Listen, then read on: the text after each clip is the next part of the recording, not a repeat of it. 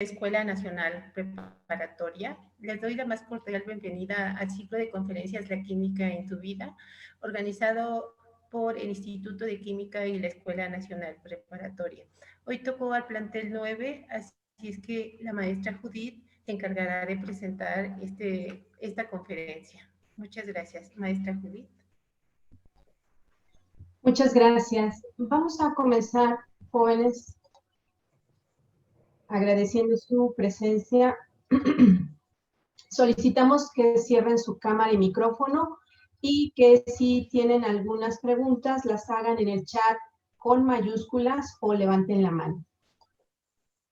Vamos a presentar en primer lugar a la maestra en ciencias Alejandra Núñez Pineda.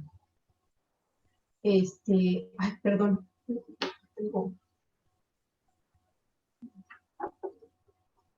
La maestra en ciencias es química por la Facultad de Química de la UNAM y maestría del posgrado en ciencias químicas de la UNAM en el área de química analítica.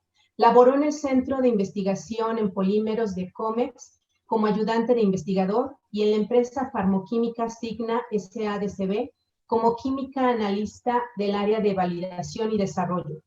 A partir de 2011 se desempeña como técnica académica en las instalaciones del Centro Conjunto de Investigaciones en Química Sustentable, CCIQS, UAEM, UNAM, adscrita al Instituto de Química de la UNAM, en atención de los servicios de análisis elemental y análisis térmico.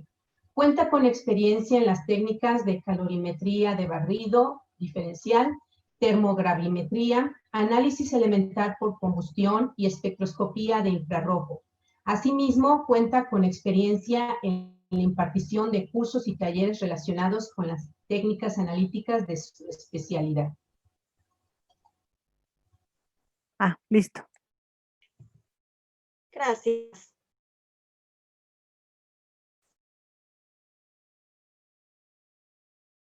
Hola, jóvenes. Buenas tardes. Gusto saludarlos nuevamente, de conocer a varios de ustedes, o al menos escucharlos en la sesión pasada, en la plática que nos dio la maestra Georgina Pérez Espinosa, que nos platicó acerca de la tabla periódica. Qué tema tan interesante. Y bueno, el día de hoy, yo con muchísimo gusto quisiera compartirles un poco de mi mundo, como bien decía la maestra Georgina, y de lo que hago en el laboratorio. Pero bueno, antes que nada, quisiera darles la bienvenida a todos ustedes, personas de Prepa 1, 2, 3, 4, 5, 6, 7, 8, 9, hasta el día de hoy, que a mí me toca impartir desde Prepa 9. Sean todos bienvenidos, así como personal o alumnos del Colegio de Ciencias y Humanidades también, y en general a todo el personal de la UNAM que nos acompaña, investigadores, profesores, alumnos, maestros de la Escuela Nacional Preparatoria, personas del Centro Conjunto de Investigación en Química Sustentable. Sean todos bienvenidos. Y bueno, con muchísimo gusto, comenzamos la presentación.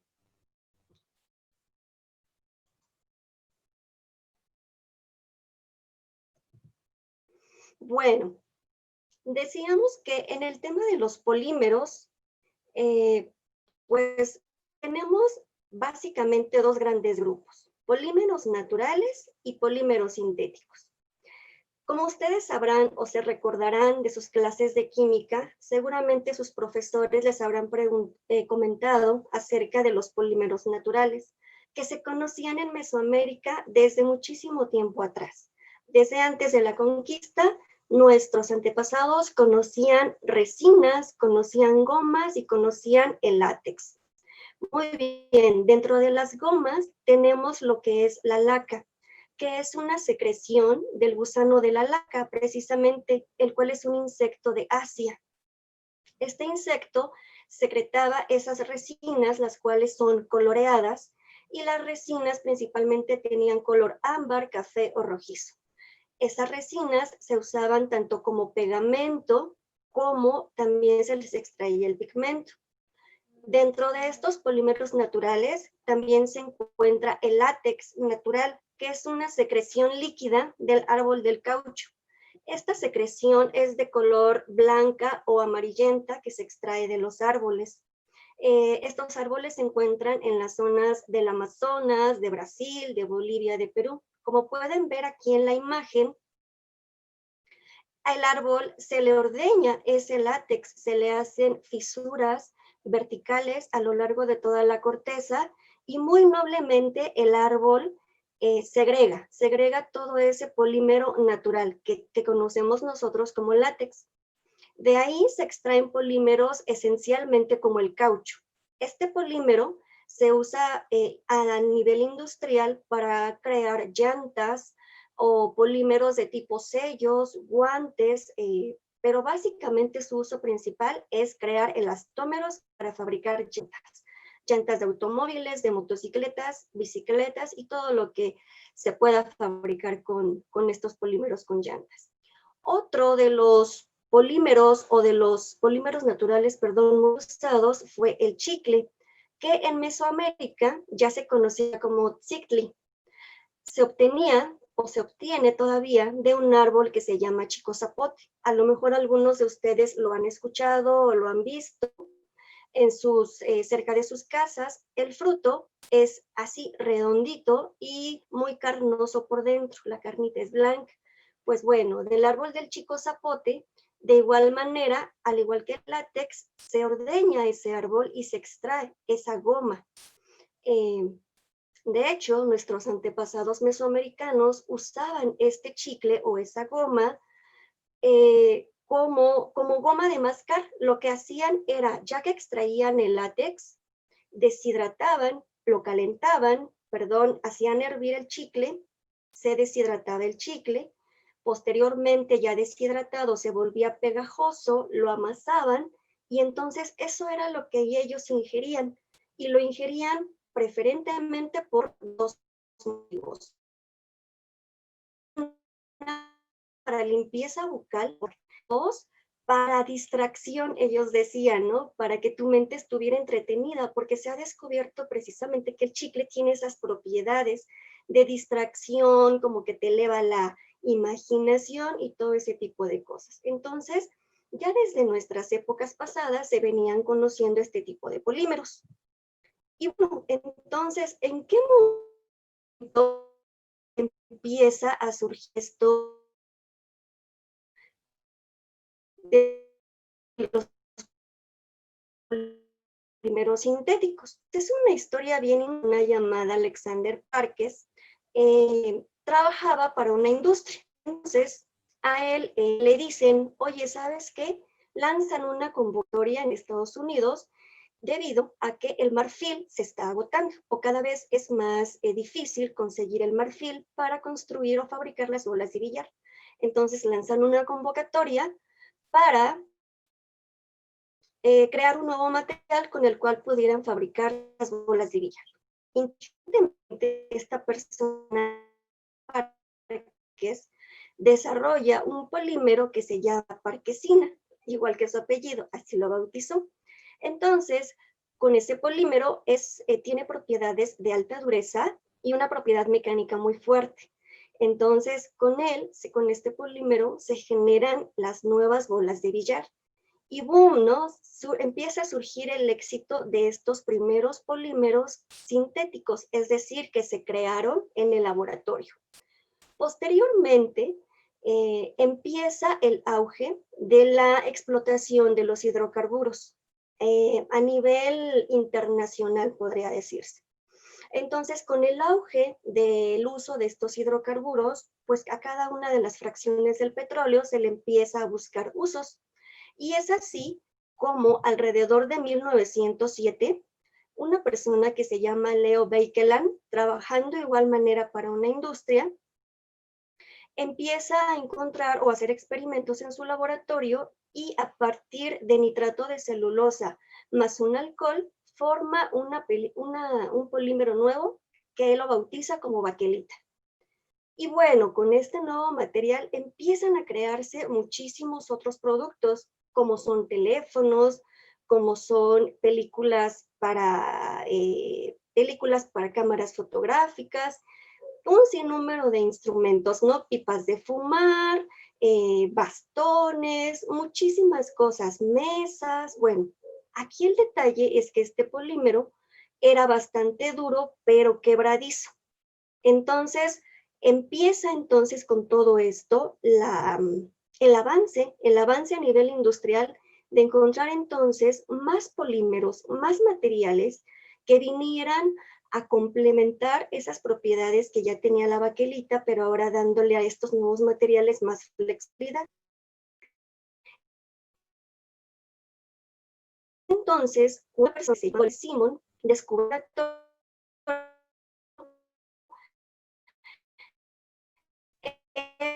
el cloruro de polivinilo.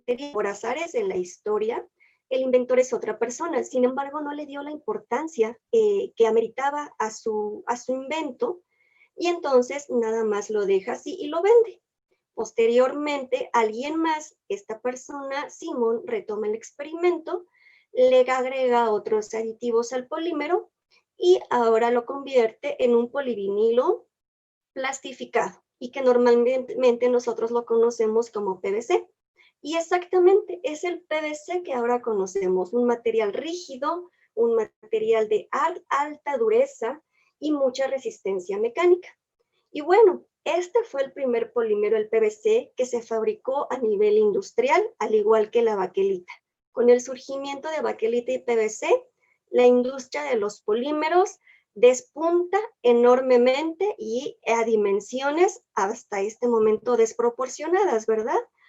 Con todo esto se han creado nuevos polímeros, polietileno, polietileno-tereftalato y un sinnúmero de polímeros que nos han venido a facilitar y a incrementar la gama de materiales que tenemos en el mercado hasta hoy en día. Poco a poco ahorita vamos a ir viendo cada uno de ellos. Muy bien, pero entonces muchos de ustedes se preguntarán, ok, si ya teníamos polímeros naturales, si ya en el curso de la historia teníamos algunos polímeros sintéticos, ¿por qué entonces empiezan a crearse más? Y bueno, les voy a presentar ahorita el caso del chicle y la goma de mascar, para que ustedes vean cómo un caso, una necesidad surgió, un punto de la historia, cómo nos llevó, a crear toda una serie de productos que hasta ahorita, bueno, se ha incrementado la gama enormemente y que uno no se imagina.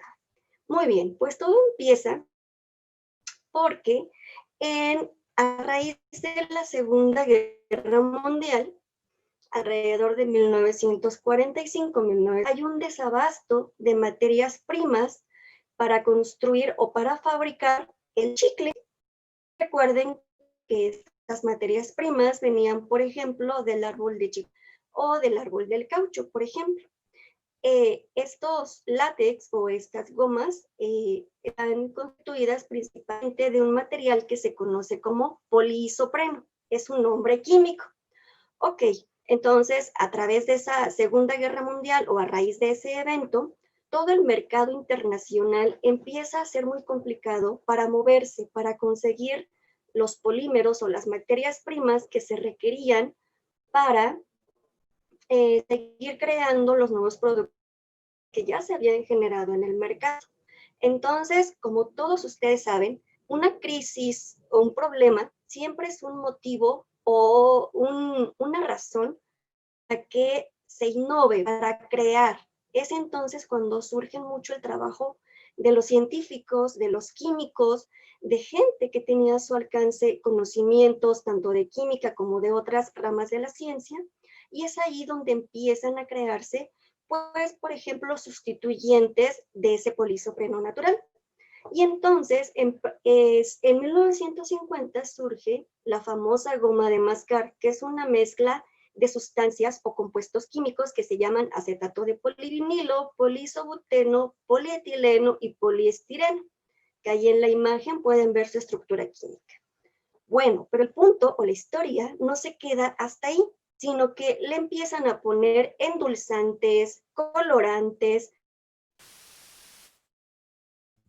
y vean, de tal manera que nuestra goma de mascar básica, que eran componentes o monómeros, ahora el chicle moderno se ha convertido en toda una variedad de productos. y ustedes los conocen muy bien o seguramente han tenido contacto, o han escuchado o han visto de alguno de ellos.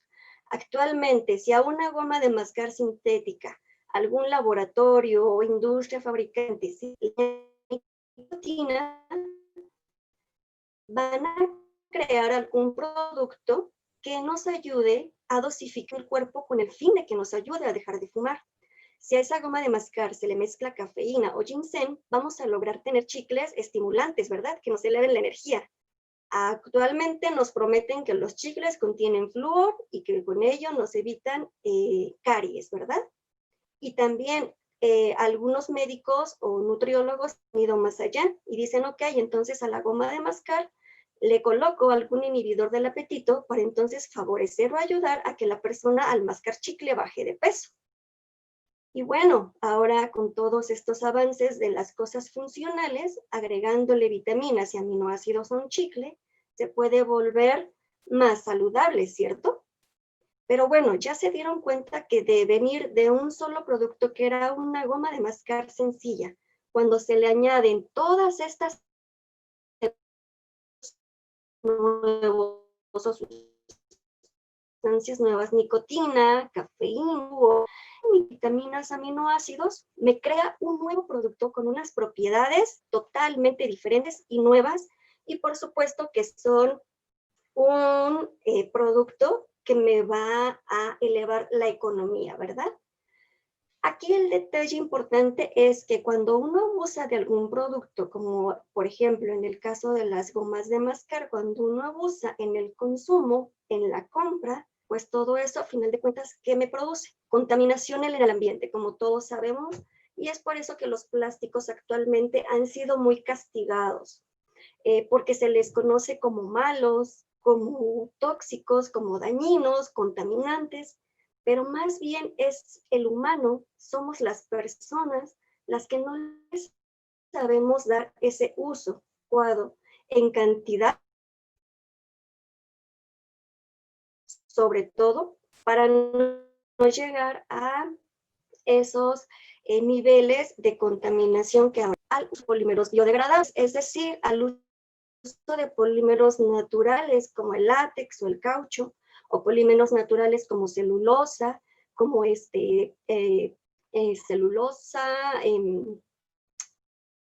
algunos aditivos o endulzantes naturales como sacarosa,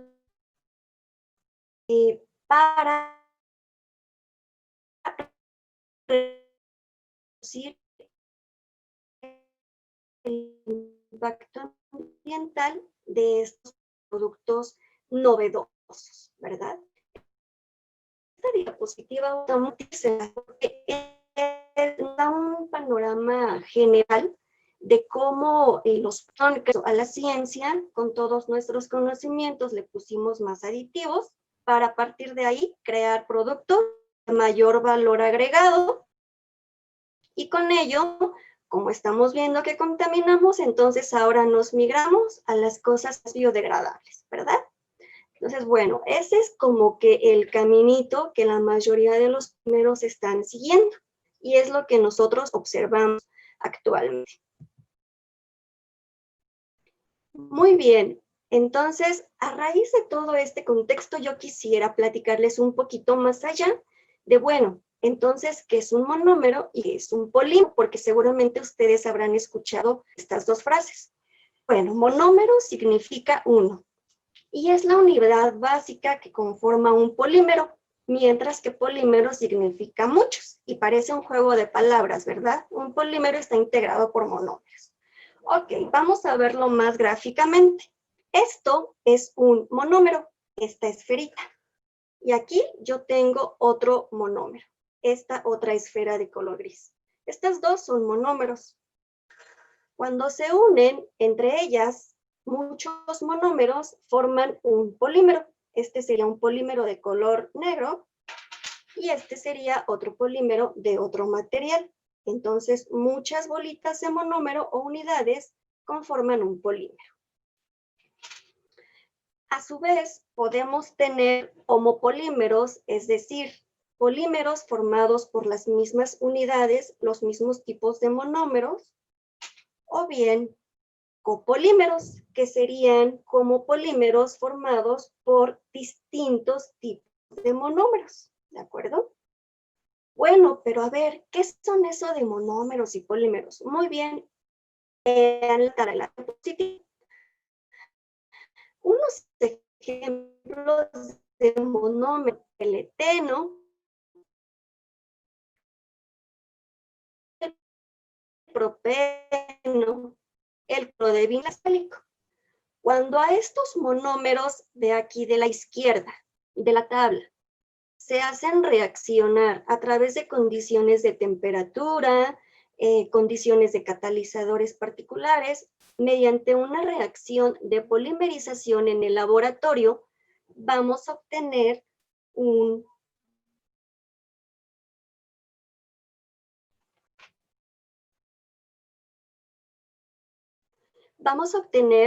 polímero.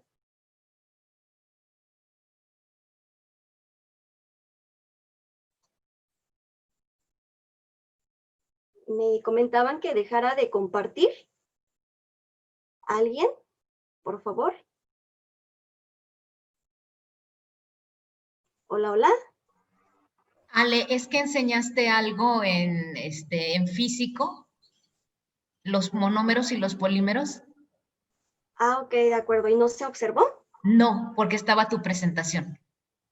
Ah, de acuerdo, perfecto. No, no hay problema, no pasa nada. Entonces, seguimos, ¿eh?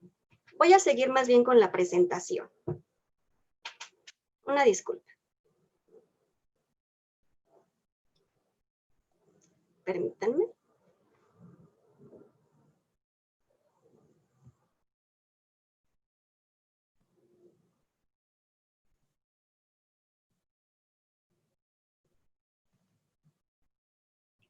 Ya voy.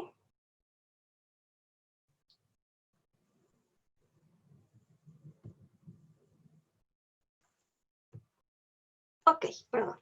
Entonces, reiniciamos.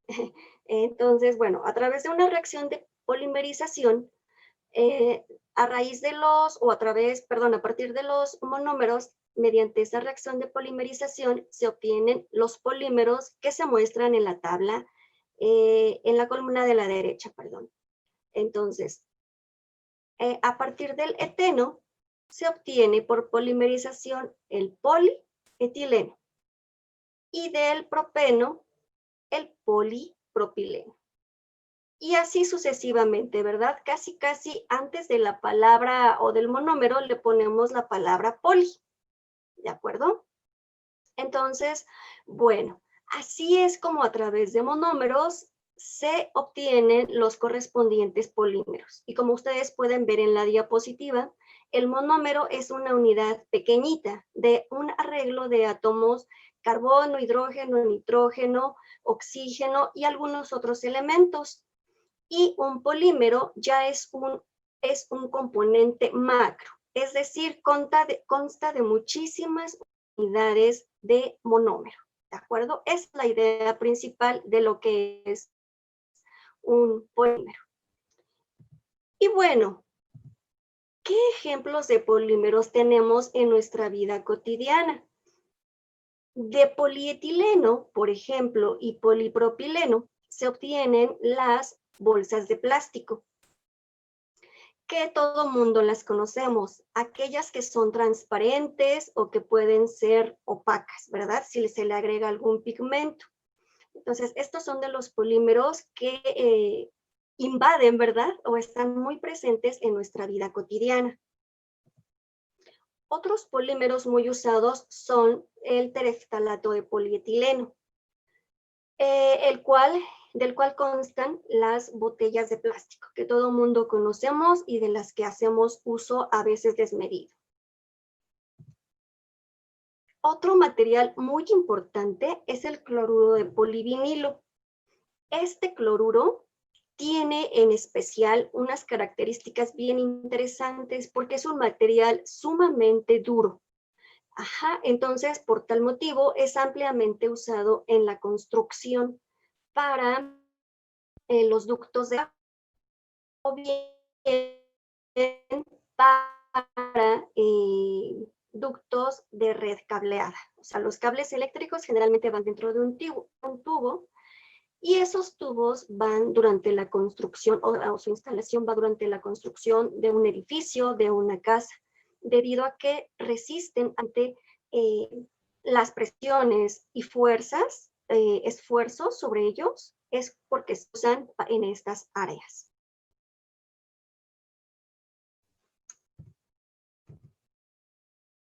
Ok, otros ejemplos. El poliestireno.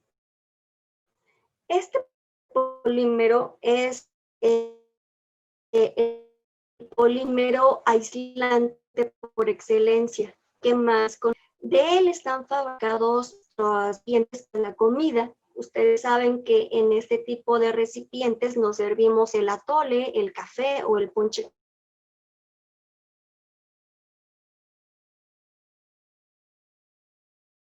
Aquí la comida y el calor. Los test comunes que tenemos en casa, importante de la construcción. Entonces, en la construcción de casas, el poliestireno se usan placas precisamente para que aíslen el calor y así, por ejemplo, pues no nos estemos congelando, ¿cierto?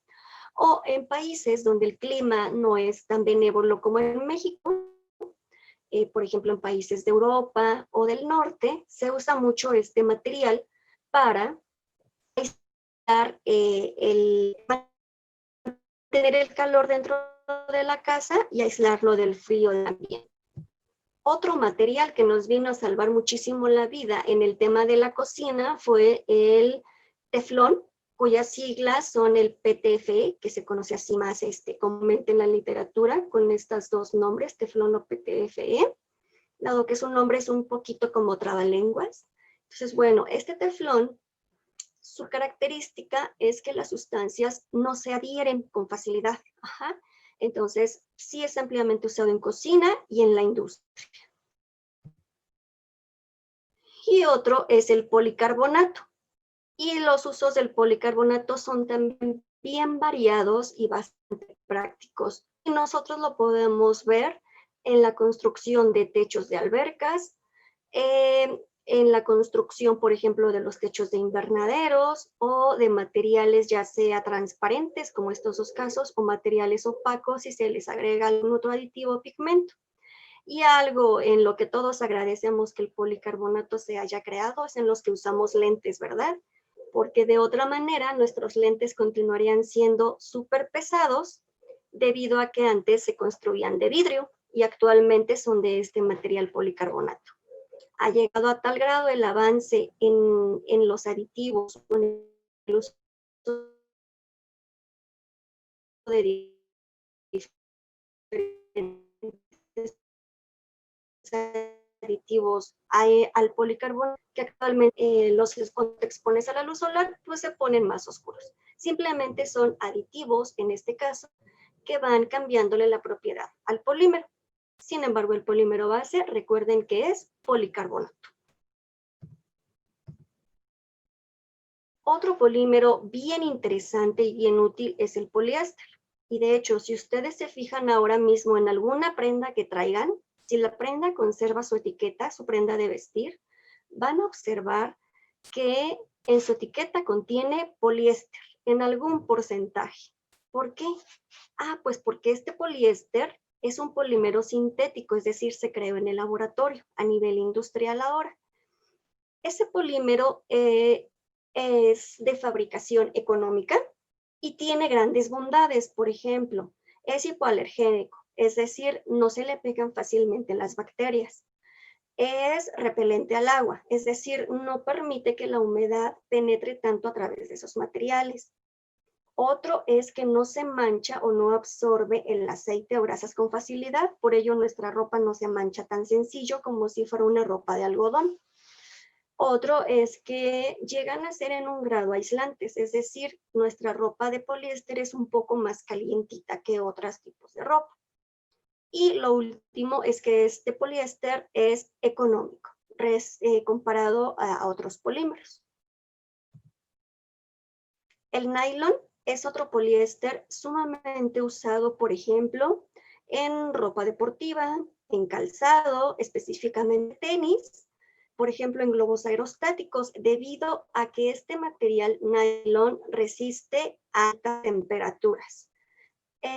Se dice que es resistente a la abrasión, entonces se generan trajes especiales con este material. El inconveniente de este material es que es muy caro, es hasta 3 veces. Y tiene otro material llamado poliuretano. Estos poliuretanos ahora sí que son lo máximo, o uno de los máximos inventos de los científicos o de los químicos que crearon estos materiales. Estos poliuretanos resisten bastante bien el impacto y en este caso nos ayuda a disminuir el impacto que tenemos al caminar o al correr. Y con ello, por eso las damas usamos o podemos usar zapatillas tan altas que no, gracias al poliuretano, pues no sentimos el impacto de todo nuestro peso en un tacón, o bien al correr con los zapatos deportivos, pues se cuidan nuestras articulaciones al momento de hacer toda esa presión sobre nuestras rodillas, ¿verdad? También con el poliuretano se crean cosas de tipo tablas para surfear o materiales o trajes, por ejemplo, espaciales o que requieran alta resistencia a la temperatura. ¿Y saben qué? Hay uno de los polímeros que a mí siempre me ha creado una gran como que sorpresa y me sigue creando hasta hoy en día. Y uno de ellos es la licra. Sí, es esa tela que ustedes seguramente conocen porque en alguna de su ropa deben traer una fracción de licra. Exacto, es ese material que se estira. Fíjense que dicen que se estira hasta 5 veces su longitud y lo fantástico es que el material recupera su forma. También se le conoce como elastano o spandex y de hecho si buscan en sus prendas deportivas deben ahí traer o conocer o reportar el porcentaje de spandex que la prenda trae. ¿De acuerdo? Este es un material que se descubrió alrededor de 1959. Es un material que está patentado o en origen estuvo patentado y es una patente que se fue vendiendo de industria a industria. Entonces, vean la importancia que tiene, por ejemplo, este polímero, ¿no? En nuestra vida normal, en nuestra vida cotidiana, en nuestra vida actual. Y simplemente consta de partes que son segmentos rígidos, como se muestra en la diapositiva. Estas estructuras que son ciclos aromáticos le dan esta rigidez a esta parte de la estructura química y las cadenas hidrocarbonadas le dan la flexibilidad. Entonces, cuando se combinan segmentos flexibles con segmentos rígidos, es que nos vamos a obtener ese material que es tan versátil, ¿verdad? Que puede estirarse y contraerse y no va a perder su forma. Y bueno, es uno de los materiales que a mí me sigue causando mucha admiración.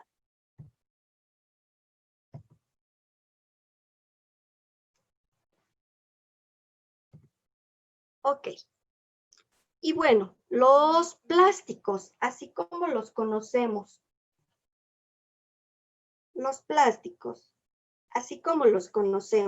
¿de qué están hechos? Es únicamente,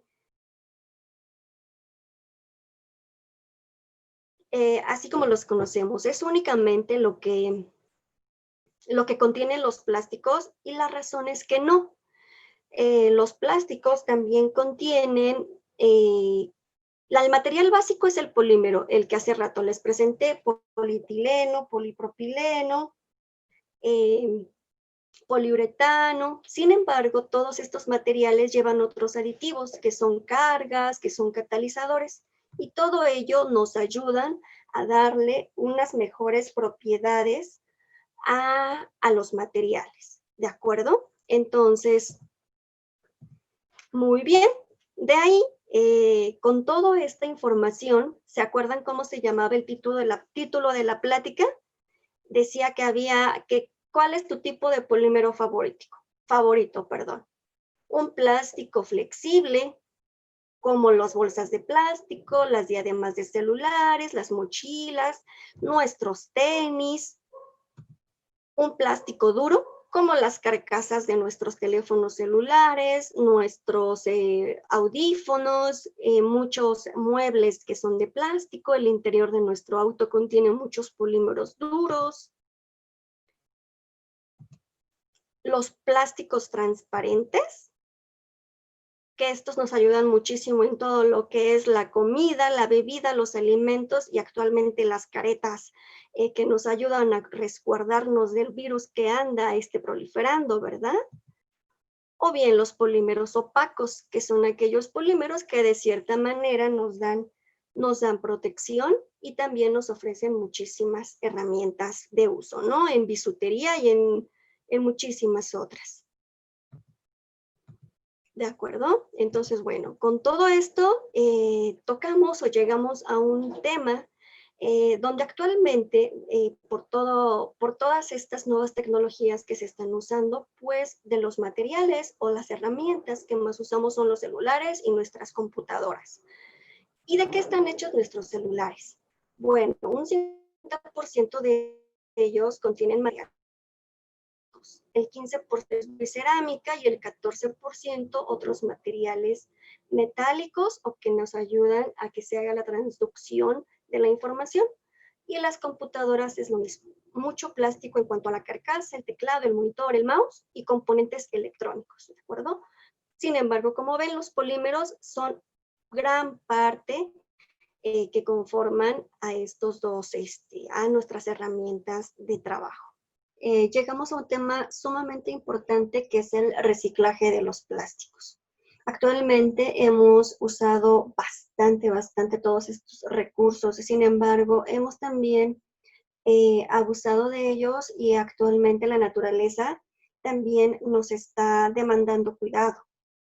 Sabemos muy bien que el planeta pues está siendo fuertemente contaminado por estos plásticos. Es por ello que actualmente los invitamos nosotros como químicos a que fomentemos en ustedes, los jóvenes y las nuevas generaciones, el reciclaje de plásticos. En estas imágenes podemos ver a la izquierda que tubos como PVC o botellas de plástico pueden reciclarse para construir unos bellos floreros, o para que ahí podamos depositar o crear unos contenedores para depositar nuestros celulares.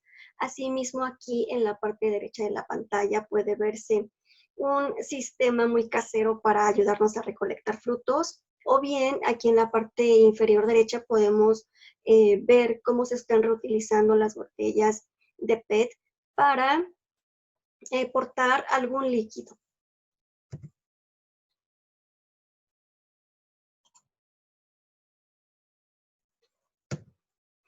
También cabe mencionar que algunas empresas a nivel internacional han estado fomentando el reciclaje de materiales plásticos y han estado creando nuevos productos, claro, con un valor agregado, dado que son materiales que se han obtenido por otros procesos químicos a partir de botellas de plástico principalmente, y dentro de ellos pueden verse tenis, carcasas para celulares o fundas para celulares, bolsas, lentes, lapiceros, contenedores diversos de plástico para basura, para macetas, utensilios para limpieza y asimismo algo bien importante que se han estado usando ahora mismo para construcción, por ejemplo, polímeros se han estado mezclando con cementos para construir bloques y con ello hacer las correspondientes construcciones. Y los materiales tienen una muy buena resistencia mecánica.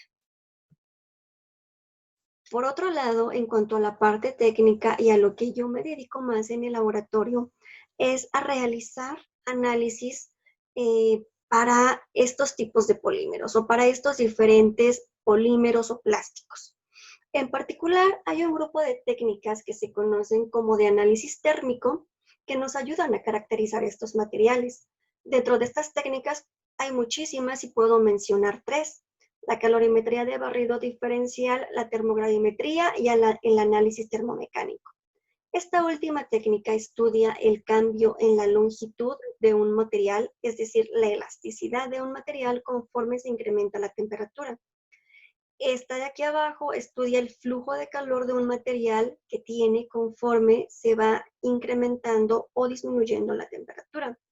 Y la termogravimetría nos muestra el perfil de descomposición térmica de un material conforme éste se calienta. En particular, dos de las técnicas que yo llevo a cabo en el laboratorio son la de termogravimetría y la calorimetría de barrido diferencial. Esta última técnica consiste en colocar la muestra, en este caso el polímero, dentro de unos crisoles de aluminio y estos crisoles a su vez colocarlos en un portamuestras. En el portamuestras va colocado un crisol de referencia que está vacío y el contenedor o el crisol que tiene la muestra. Posteriormente esto se introduce al equipo y dentro del equipo, en este horno de calentamiento, lo que va a hacer el equipo es imponer una velocidad, ya sea lineal o constante, de calentamiento o de enfriamiento del material. Entonces, siempre se va a estar comparando la respuesta de la muestra contra la de la referencia. Y nos va a dar origen a una señal de este tipo. Esta es una señal típica de un polímero. En un polímero llegamos a ver tres transiciones térmicas principales. Se dice térmicas porque el material al someterse, por ejemplo, a calentamiento, en este caso de menos 160 hasta 20 grados centígrados, conforme el material se va calentando va a presentar cambios o transiciones. En este caso hay una muy famosa que se llama la transición vítrea. Esto quiere decir cuando un material pasa de un estado de vidrio duro a un estado flexible o más moldeable. Después se tiene una cristalización y finalmente una fusión, que ustedes esta probablemente sí la recuerdan, que es el cambio de estado sólido a uno líquido. Entonces, los polímeros pueden clasificarse en tres grandes grupos.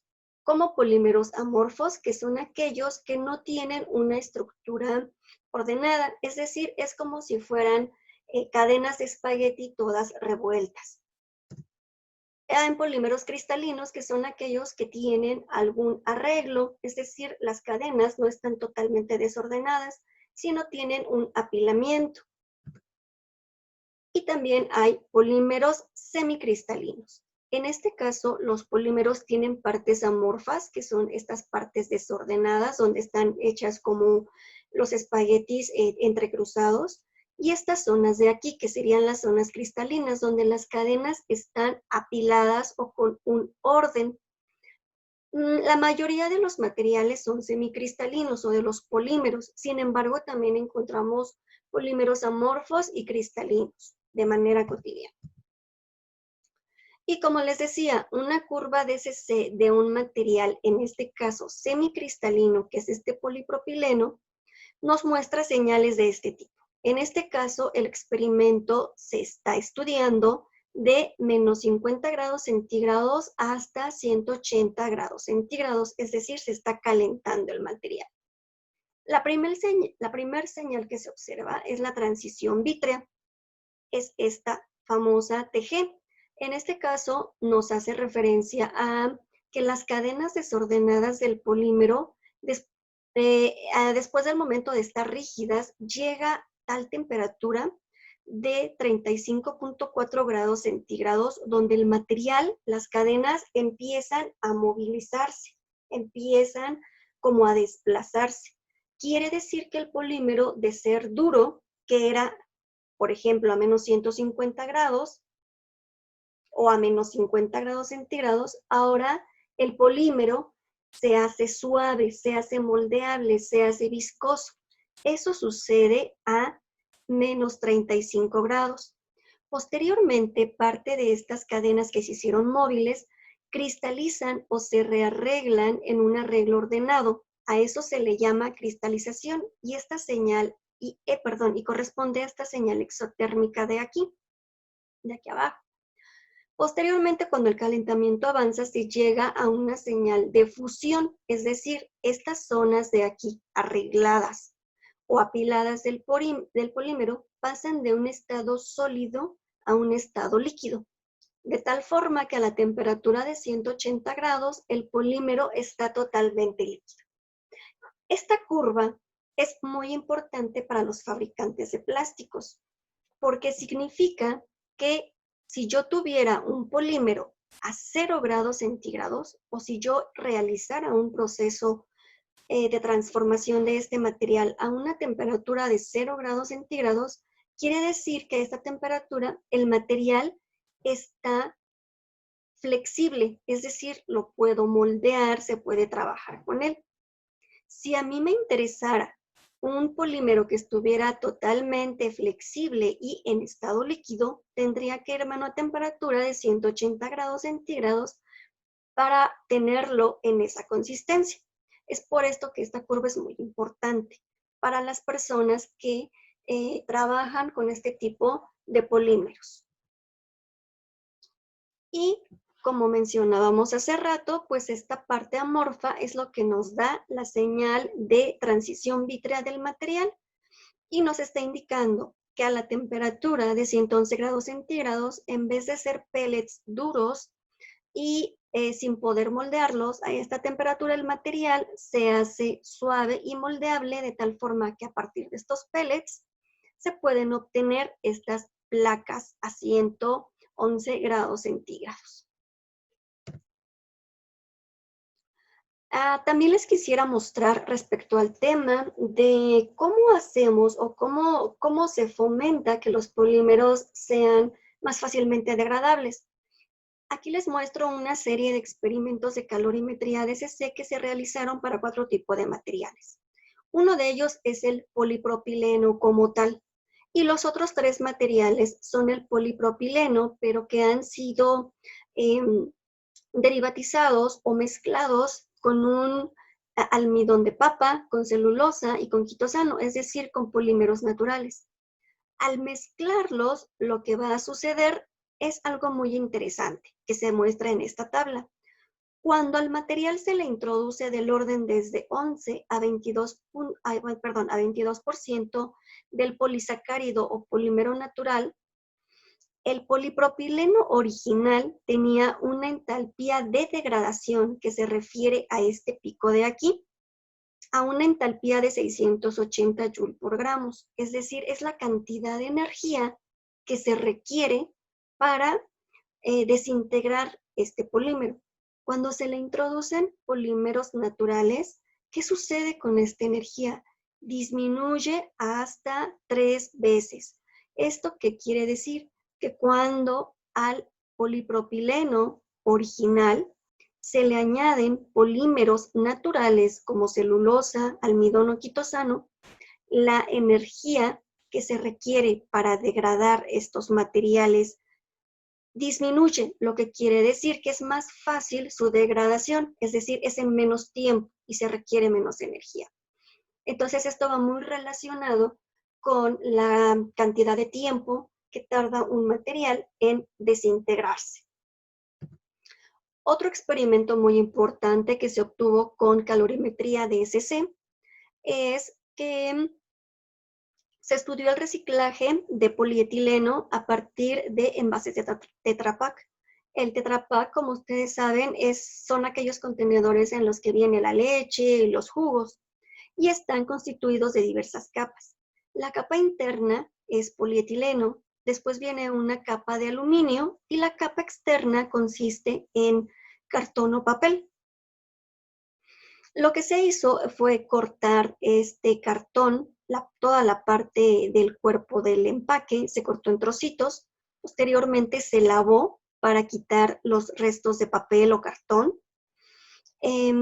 Posteriormente, lo que fue polietileno y aluminio, la mezcla para separarla, se usaron una serie de 3 disolventes que son hexano, tolueno y gileno. En estos disolventes se introdujeron las mezclas de polietileno con aluminio y por afinidad lo que se disolvió en los solventes fue el polietileno. Con esto se extrajo el plástico y después se recuperó evaporando los disolventes. De aquí el dato importante fue el dato de temperatura de fusión, que al comparar este dato de estos 3 polímeros reciclados con el dato del polietileno original, no se observa una diferencia de más de 10 grados centígrados, lo que nos da un índice de una buena calidad del polímero. Con ello se puede decir que los polímeros reciclados de polietileno a través de este método tienen esa habilidad o tienen esa capacidad, tendrían esa oportunidad de poder ser vendidos a alguna empresa, ¿de acuerdo? Y todo esto se hace con el afán de ayudar a mejorar el bienestar de nuestro planeta mediante el reciclaje de los plásticos. Pues bueno, ha sido mi contribución y muchísimas gracias por su tiempo y atención.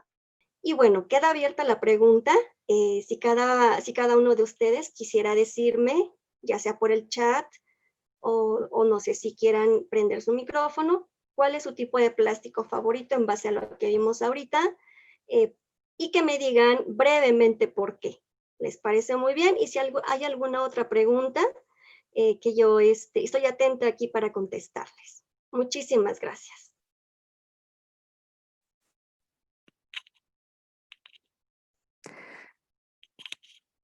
Muchísimas gracias, Ale. Creo que sí tienen aquí varios comentarios. No sé si quisieras que te apoye. Sí, de favor, Alma, gracias. Dice Mariana González que los plásticos transparentes le gustan más porque son los plásticos de las caretas. Y Andrea Ramírez dice que el del teléfono también. Totalmente, sí, totalmente de acuerdo. Son bastante útiles tanto los transparentes como todos los que usamos en los teléfonos para darles portabilidad y seguridad. Sí, gracias. Y creo que todos concuerdan con que es el del teléfono. Sí, totalmente, de acuerdo. Hasabe dice que de acuerdo con lo que se les ha explicado, la vida cotidiana está llena de una variedad de plástico, pero a él se le hace más útil los rígidos como son el PVC.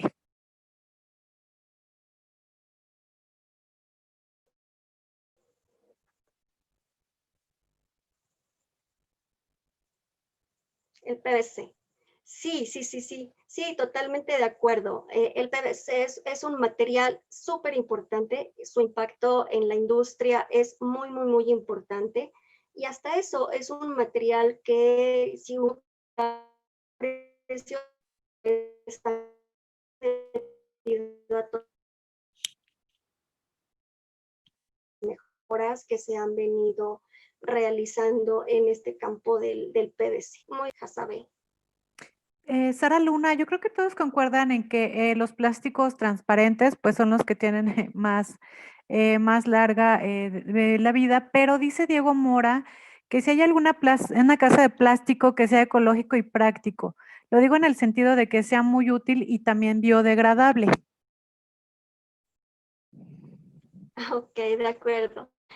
Cada clase de plástico. Sí, era como que la última parte de la plática del día de hoy. Un tema muy importante que yo les quería comentar es en la cuestión del reciclaje de plásticos. Yo creo que mucho ustedes jóvenes que son la generación que nos sigue, yo les quisiera mucho enfatizar que todos unamos esfuerzos para que los plásticos que usemos hoy en día intentemos dar un segundo uso, es decir, reciclarlos podemos usar nuestras botellas de agua para contener más agua, por ejemplo, hecha en nuestras casas, recicladora, por ejemplo, donde les van a dar un uso particular. Hay muchísimos videos en YouTube, en Internet, donde ustedes pueden ver cómo los materiales plásticos que tenemos en casa, las botellas de agua, las de shampoo y todas esas les podemos dar un segundo uso creando nuevos productos que vengan de nuestra imaginación y cosas muy bonitas que sean decorativas, por ejemplo, para nuestra cocina, para nuestra recámara. Y yo les invitaría también mucho a que visiten o entren, googleen, por ejemplo, industrias que usan plásticos reciclados. Y, por ejemplo, yo también les quería platicar que, por ejemplo, ciertas industrias como Adidas, como Nike, empiezan a hacer uso de plásticos reciclados, por ejemplo, para fabricar tenis. Y eso es bien bonito ver que una empresa a nivel internacional o una multinacional le empieza a dar importancia a esta parte del reciclaje de polímeros y crean otro producto con un nuevo valor y que todos nosotros podemos comprar para ayudar al planeta, ¿verdad? Entonces, ese es el caso de Adidas. He visto también relojes que hacen de material reciclado, contenedores para basura, que también te dicen que son de polietileno reciclado. Lentes de sol también. Hay empresas que ya están fabricando lentes de sol a partir de material reciclado. Vasos para, si ustedes van al súper, ya encuentran vasos, en vez del típico de unicel, ya hay materiales hechos a partir de material reciclado. Entonces, yo sí considero que es muy importante que continuemos y que fortalezcamos esta cultura del uso de materiales reciclados para cuidar nuestro ambiente, ¿verdad? Muchas gracias por la pregunta. Gracias, Ale. ¿Hay Pues, alguna más? tienen varios comentarios agradeciendo la ponencia. Si le parece una pregunta más, me parece interesante. Pregunta que con qué aditivos se unen los polímeros que se desintegran en agua y qué tan factible es en su implementación en el resto de los polímeros. Sí, muchas gracias, Isabel. Por ejemplo, se les pone polímeros que son solubles en agua. Dentro de estos polímeros podrían ser, por ejemplo, el almidón es soluble en agua. Ejemplo, almidón, algún otro polímero. Te voy a platicar de un caso, por ejemplo, haciendo investigación con uno de mis compañeros ahí donde yo trabajo. Precisamente la investigadora trabaja con membranas de polipropileno, que es un polímero sintético. Cuando a estas membranas de polipropileno se les agrega un polímero natural como el almidón, al ser más soluble en agua, por ejemplo, y al degradarse más fácil en el ambiente, favorece que entonces un producto generado con polietileno o polipropileno, perdón, y con almidón se degrade muchísimo más rápido en el ambiente, o en el suelo, ¿no? Ya cuando está como disposición en la basura. ¿Qué tan rápido? Pues es actualmente eso en lo que estamos haciendo, o la investigadora, en este caso mi compañera, la doctora Rosa María Gómez, está haciendo investigación en ese campo. ¿Qué tanto tiempo dura entonces o persiste ese plástico compuesto tanto de polímero sintético como de polímero natural, en este caso almidón? ¿Qué tanto ese material sobrevive en la naturaleza? ¿Qué tanto se está reduciendo el tiempo de vida de ese material? Gracias. Muchas gracias, maestra Ale. Creo hay muchos comentarios por la información y por el tiempo agradeciéndole. Y bueno, pues le voy a regresar la palabra a la maestra Olivia para que despida esta sesión. Maestra Ale, muchas gracias. Adelante, maestra Olivia. Muchas gracias, Sí, maestra, por su plática tan interesante.